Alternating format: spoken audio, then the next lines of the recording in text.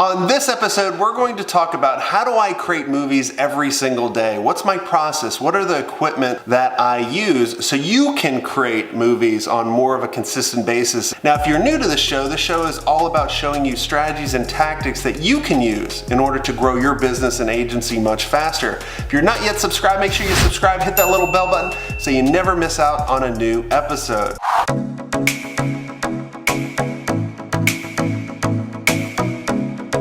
What's up everybody, Jason Swank here, and there's been a lot of people asking me saying, hey Jason, what's the process you use? What are the equipment you use? We love your videos. First off, thank you for giving me the feedback. Your feedback and your comments are always my fuel. If you have all this stuff in your head and you're like, I need to get this out, I need this in order to help people, this is episode for you. This is the process that I go through. So when I get up in the morning, one of my small tasks that I want to accomplish every morning is creating a video for you. So in the first hour, I'm just brainstorming on what's the idea in this head. Between my ears, there's not much there.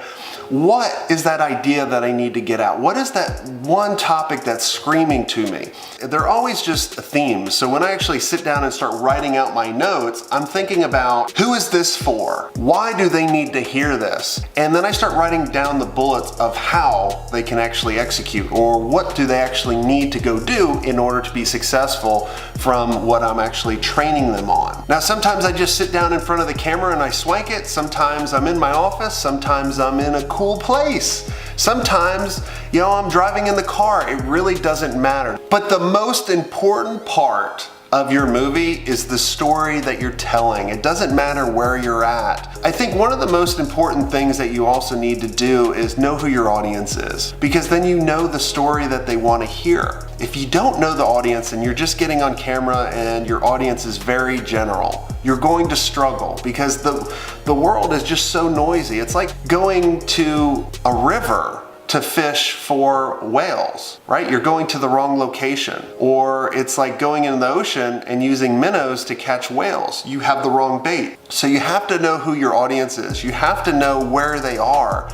And you have to know what bait to use in order to get their attention. That's all you're trying to do. Now the other thing is you can't compare yourself to everybody else. You can't be the Caseys, you can't be the Garys, you can't be the Peters, you can't be anybody else. You can model what they're doing for a little while, just to get you going, right? I don't want you to be like, oh, how do I start? Like I said, turn on the camera, sit down, shut up, and just rock and roll. Well, I guess you can't shut up because you gotta talk, right? If you just shut up, I guess that would be kind of a different angle. Hey man, there's Charlie Chapman, he never said a thing and he affected so many people. But, you just have to find your own path. When I first started the Swank Today show, it was originally the Ask Swank show. And you could imagine where I got my inspiration for. Hey everybody, this is Gary Vaynerchuk, and this is a very special edition of the Ask Gary V show. And I was like, man, I gotta switch this quick. I don't want people to associate, even though it's a good association, I don't want people to hear the Ask Swank show and think of the Ask Gary V show. When they hear me, I want them to think of me. Think about who do you need to model first just to get you going. The best thing you can learn from is a mistake. And so when you turn on the camera, you're gonna make mistakes. I've created over 1,000 videos in my lifetime so far. Adding up from my Jeep videos to my personal videos to my business page. I think on my business page I have over 400 videos. Don't get distracted by the number of subscribers you have or the number of views. If you look at my videos that I have, that I've put out this week, they may have only got a couple hundred views. Most people would look at that and be like, well, why are you even doing this? You're only reaching a couple hundred people. Think about it this way. We all want to get on stages. We all want to speak in order to build more awareness. And if we're on a stage of a couple hundred people, that's a success. That's what I have every single day. And it's not about the number. I always joke around, that one watcher of your video could be Oprah. Now, Oprah, if you're listening,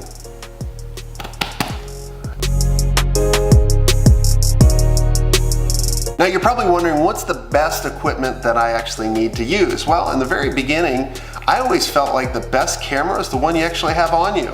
And this little device is amazing. I use an iPhone. And then I even transitioned into using an iPad. And all I made sure was I just had a good mic that I could plug in to the iPhone or the iPad to get good audio. The other thing that I concentrated on was good lighting.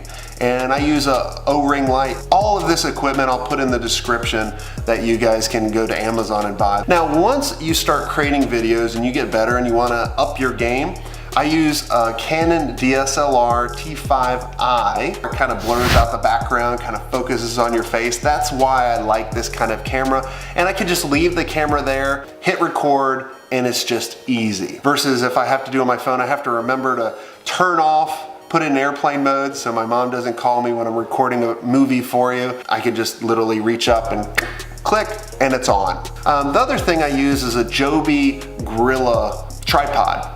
And you can kind of wrap it around and bend it around. Don't go for the cheap ones. I've gone for the cheap ones and they actually have broken, but I just like the ones so I can actually carry it around. For a microphone of the DSLR, I use a Rhodes mic that just clicks on the top. This plugs in, has no battery to it. I really like it a lot. And so that's the equipment that I use. The software that I use to edit the movies is Final Cut Pro. Now, I haven't always used Final Cut Pro. I used to use iMovie. And whatever software you have, whether it be ScreenFlow Pro or Windows Maker or Premiere, whatever it is, it doesn't matter. Just pick one and use it. Now, when I'm going into editing, I'm thinking about what's the hook, what's the takeaway, and what's the call to action. And I'm trying to go through these things rather quick because when someone watches your movie, within the first couple seconds, they're going to decide, do I want to watch the rest of it? So a lot of times, like if you remember in the first beginning of this movie, I said, on this episode, we're going to talk about how do I create movies every single day? What's my process? What are the equipment that I use so you can create movies on more of a consistent basis? And then I go into the call to action, which usually for all my movies that I create on the Swank Today show are make sure you subscribe. And I add just, you know, a little sound effects to it. I put a little image in there. Now you'll notice I don't have a YouTube subscribe. A lot of people put a YouTube subscribe. And the reason I don't is because I put this on Facebook. I put this on LinkedIn. I put this on a number of different platforms. Why just have it on one channel when you can be on all of them? So then after I produce that, then I'm gonna go into a bumper. Now a bumper is just something to maybe show a little bit of authority. And I usually keep this to about 6 to 8 seconds, right? It shows me on stage, it shows me, you know, speaking to people, and then immediately I go into it and say, hey, what's up? This is Jason Swank here, and you know, and then I go into the story I want to tell them. Hey Jason, you forgot to tell them about when you're editing and you break.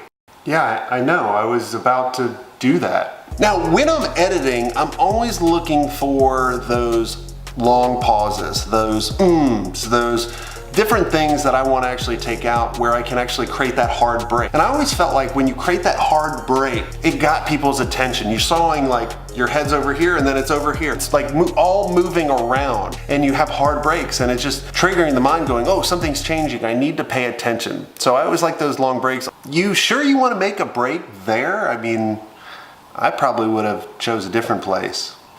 Yeah, I want to do it there. You're welcome. What? I'm a giver. When I'm also in editing, I'm looking for places where I can use B-roll. Now B-roll, like what we're recording right now is A-roll. And then if I continue talking and I show different things, but you can't see me talking, that's B-roll. And usually B-roll is what's gonna complement that scene in the movie. Where I get my B-roll is from videoblocks.com. And it's just a monthly subscription. You can go in and you basically start typing in whatever you're looking for that B-roll, where you can actually add it into the movie and just add that extra element. So music is a key element into telling a story and getting that emotion that you actually want.